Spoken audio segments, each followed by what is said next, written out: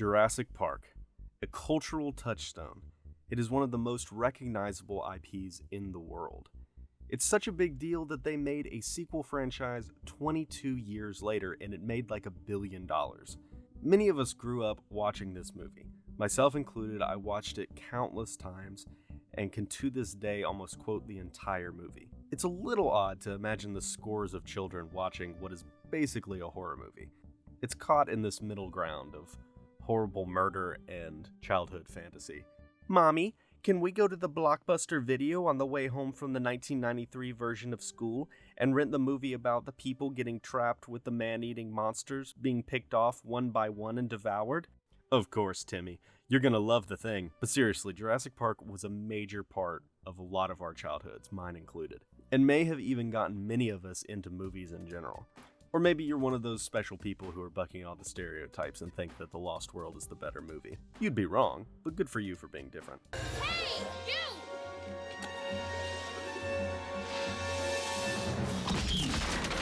The difference between Jurassic Park and the many other movies that we have huge nostalgia for is that this piece actually holds up as both a childhood favorite and a genuinely great movie even as an adult.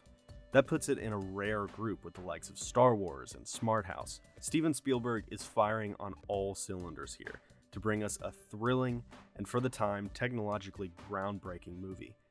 It looks a little dated now, but honestly the effects still hold up really well. It's not any worse, and in some cases better, than some movies that came out in the 2000s or even 2010s. Jurassic Park hit theaters in 1993. It's a movie that you can finish watching for the millionth time and then spend hours watching behind the scenes footage and videos about. Or at least I did. And since you probably have better things to do, here are 5 of my favorite facts from the movie and the production of Jurassic Park. And spoilers, of course, but if you haven't seen this movie by now, I don't know what you're doing with your life.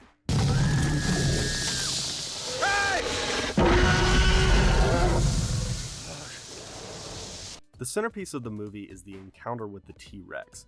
It's a masterclass in building suspense. From the first introduction of the enclosure, it builds anticipation for the reveal later on. And when it does, it's incredible and unforgettable. It's a sequence that is etched in film history and everyone knows it. You might want to know then, where is the T-Rex now? It's gotta be in a museum somewhere, right? We've still got pieces of Bruce from Jaws. Surely we have that T-Rex somewhere in the Indiana Jones storage facility, right? Something we might not realize because of the magic of movies is that many props and sets in movies are so incredibly temporary, and they're often basically built with tape and bubblegum, and only meant to hold together for a few days. The T-Rex was no different.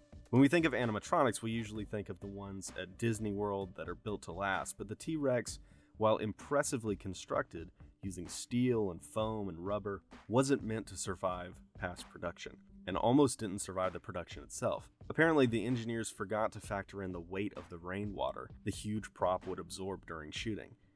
It made it way heavier than intended and put a ton of stress on the hydraulics. They would have to dry him with towels and hair dryers between takes, and it would still shake and lurch unintentionally. Sometimes it would even do this on its own. Everyone would be eating lunch, and the dinosaur would suddenly move. It barely made it through the production working, and fell apart very shortly after, unfortunately. Hold on to your butts.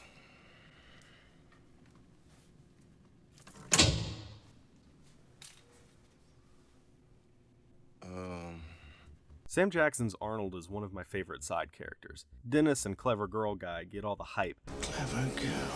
But I really like Arnold. He's that grizzled supervisor type that's over all this dinosaur crap. My feelings aside, Sam Jackson at the time was a pretty big star, so it's always been a bit odd to me that he got an off-screen death used as a scare for Ellie. But apparently, there is a reason Jackson got an off-screen death. The production filmed in Hawaii, and Jackson was all set to fly out and film his death scene, which was a raptor chase that ended with him being devoured in the corridors of the power building.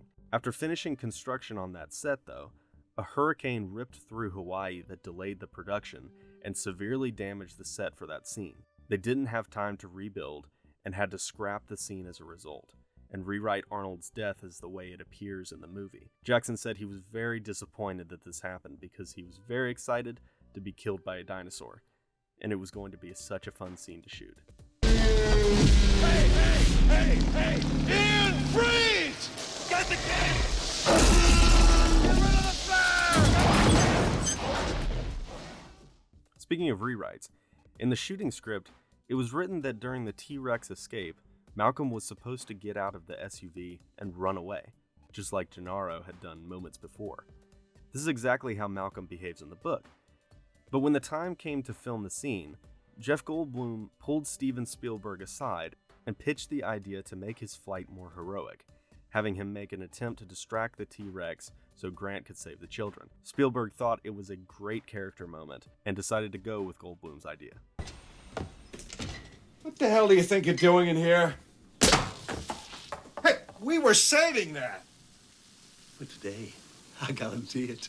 The cast is as recognizable and iconic as the dinosaurs, and I wouldn't have it any other way. But it is fun to imagine the potential alternate casting decisions that would have massively changed the movie, and there are a ton of stars almost cast. Dr. Ellie Sattler was a role that had many choices of huge stars, including Nicole Kidman, Uma Thurman, and Sandra Bullock all auditioning. But Spielberg really wanted Sigourney Weaver, who he felt was the best fit for the character.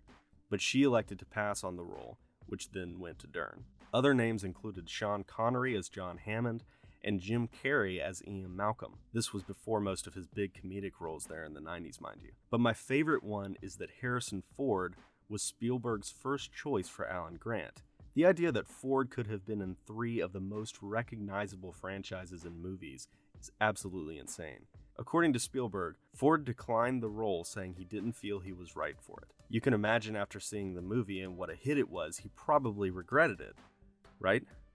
Reportedly, when Ford saw the movie, he reaffirmed that not being in it was the right decision, and he has no regrets, which is just the most Harrison Ford thing ever. Harrison, wouldn't you have loved to have been in this massive franchise? Nah, I'm good. I don't believe it. You're meant to come down here and defend me against these characters, and the only one I've got on my side is the blood-sucking lawyer. Thank you.